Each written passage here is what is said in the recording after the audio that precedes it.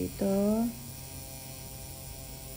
Ayan. Tapos forward ka, forward ka, forward. Ganon.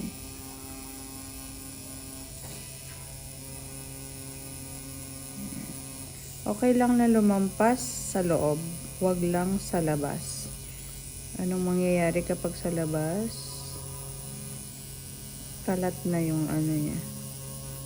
Nasira na yung shape niya.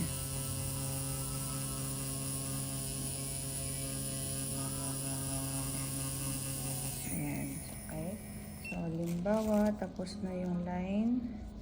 Burahin mo na lahat. Ayan.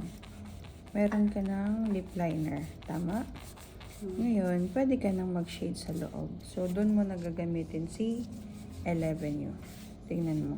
Kaya ako nasasayangan. Yun lang yung gagamitin mo sa 1 hour. Ayan. Later on, mapapractice mo na. Pwede mo na idiretso. See?